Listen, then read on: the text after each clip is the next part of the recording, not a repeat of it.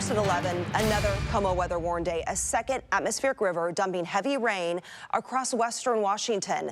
Flooding, a problem already in several areas, with all eyes on rising rivers, several now under flood warnings. Take a look at these pictures. Look at all the new video and still images pouring in on social media of this historic storm.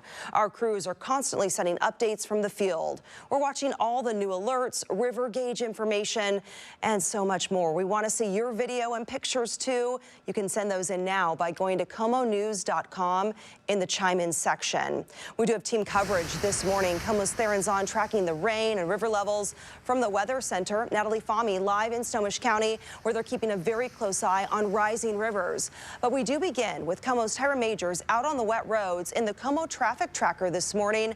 Tyra, several areas dealing with road flooding already. Yes, Holly, it's been a treacherous morning, as you've seen. We are still in the Auburn-Kent area. We're right along 277th and Central Ave. I'm going to go ahead and flip the camera for you all so you can see how we're just maneuvering around this road closure. Now, this is a huge puddle of water off to the far right-hand side of your screen. That is a Chevron gas station that is still flooded, and it has been flooded all morning long. This was the toughest spot that we saw this morning. If we can jump into the video here, the gas station on Central and 277th, the more it rained throughout the morning, the higher the flood levels. King County Emergency Management says river levels along Southeast Green Valley Road as well, they're going to stay high through Friday morning, so plan for that. We did speak with a local farmer here in Auburn this morning, and he told me that his farm is completely underwater. He's never seen anything like this before. He said because of that, it's going to be a long road to recovery. It is totally underwater. I've been living here since like 15 years, but I haven't seen like this. This first time I'm seeing like, oh my goodness, it's just totally underwater now. So officials with King County Emergency Management are reminding people to prep for power outages, travel delays, have simple supplies in your car like water, food, lights, blankets. All that can make a huge difference. They're also urging drivers to keep emergency kits handy and, of course, avoid any flooded roads, no matter how shallow they look. I'm actually going to flip back here to the roadways. We've seen multiple road closures around here this morning, multiple places with water levels just so high where maybe drivers think they can get through it and then they end up getting stuck. We saw people trying to push their cars. They got out of their cars and were pushing the tail ends of their cars to get through. So those signs are there for a reason. Just drive safe today. Officials say since these conditions are bound to get worse, keep those go bags ready and call 911 if you need help evacuating. Live here in Auburn from the traffic tracker, Tyra Majors, KOMO News. Yeah, those images tough to see. Communities along rivers in western Washington closely watching the rising river levels, some already causing flooding problems this morning, as we just saw with Tyra. KOMO's Natalie Fahmy joins us live now from Snohomish County. Natalie, it's all eyes on the rising river levels. Yeah, I'm in Everett in Langus Park, where the rain has been coming down all morning long. The Snohomish River behind me, those levels have been rising significantly since we've been here just a couple of hours. I have to say, right across the street is an animal shelter. Lots of people showing up because that shelter is being evacuated, so they're all taking a dog home for the next couple of nights or an animal in order to help make sure they have a safe place to stay as well. So really a lot going on here, and the worst is yet to come. Rain is falling fast in Snohomish County, creating flooded roads and a rising river. You can see rocks here that disappeared underwater in no more than 20 minutes thanks to the rainfall, plus logs floating down the river and piling up. Couple the rising river with fast rain and whipping winds. Wind speeds that wouldn't normally be a problem could topple trees, and we're exceeding the landslide thresholds. So we're at increased risk for landslides throughout the county. Look out for common signs of a landslide, like a crack in the road or windows and doors not opening like they used to. If you see a sign, evacuate and call 911 immediately.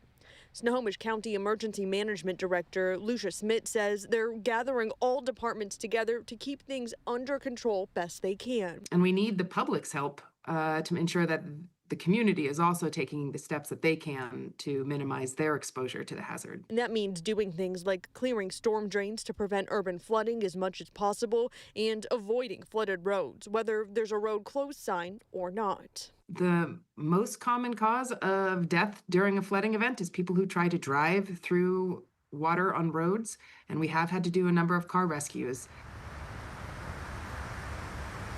If you are being evacuated and need a warm or dry place to stay, there is the Red Cross at the fairgrounds that will be open for anyone who needs that place to stay. You can also take livestock there as well to keep your livestock safe too. Again, here in Everett at Langus Park, where this river here, this Snohomish River, has been rising significantly.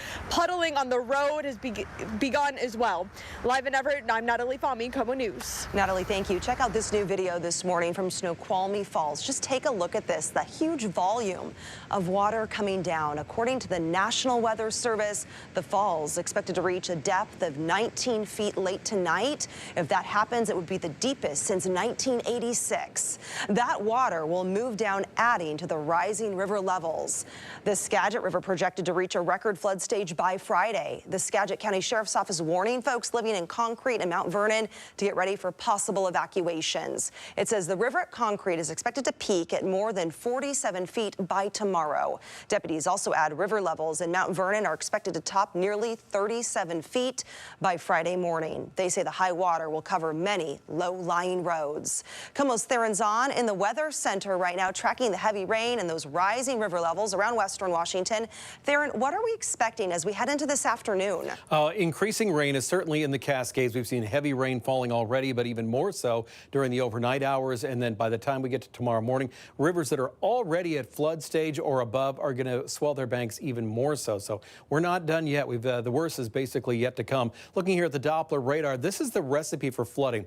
I've zoomed in on the Cascades, where typically you'd see flashes of blue, lots of snow falling up there. Stevens Pass, Snoqualmie Pass, all green, and some of that is dark green, meaning heavy rain falling. We've already seen about a quarter of an inch to a half inch of rain falling in the Cascades since that rain picked up again overnight. So you can tell how quickly the rain's adding up, and it all goes back down into our river basins. We have that flood watch that is up in the area shaded in green. That is basically until further notice. We're going to watch these rivers cresting today, the Snoqualmie, Snohomish, Skykomish.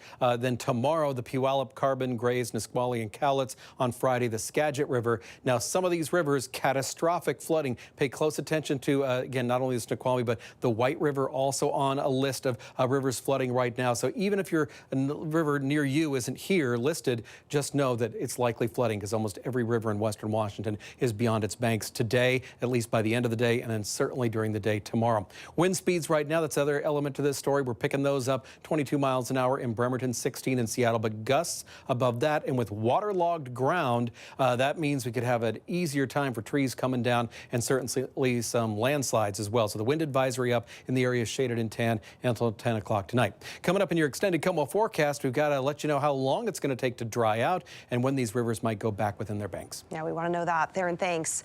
This morning, several rivers in Pierce County are flooding and leading to concerns for people in that community. WashDOT has reported road and bridge closures across East Pierce County due to flooding. We're now hearing from emergency management officials with Pierce County about the steps the agency is taking to make sure people stay safe. In Pierce County, we're actually on 24/7 operations. We're working very closely with our jurisdictional partners, the cities and the towns that are most affected by this. We are continuing to watch the levees, see how they're holding up, obviously managing the debris that is coming down the riverways. Soley also says the Puyallup River, Carbon River, and White River are their main concerns for flooding today. And people living near the White and Green Rivers in King County taking the necessary precautions. They've seen the trouble these kinds of weather patterns can cause. Some went through the worst flooding more than a decade ago. Communities working to set up emergency shelters just in case people are forced out of their homes. This atmospheric river is making driving treacherous for the morning commute. Drivers are seeing standing water and flooding in some areas. This morning we spoke with Trooper Cameron Watts with the Washington State Patrol about how serious the danger is and how you can stay safe on the roads. Do not drive through flooded streets. You can't see the road beneath the water, and it only takes about 6 inches of moving water to knock an adult off their feet and about a foot to move a vehicle. Do not trust that other drivers made it through safely. Conditions can change in seconds. Do not remove barricades or road closure signs. Those are there because the road is unsafe or damaged. And if your vehicle stalls in water, do not stay inside. Get out, move to higher ground, and call 911 when it's safe. The best advice is simple: turn around, don't drown. Trooper Watts says if you have somewhere to drive today, slow down and increase your following distance.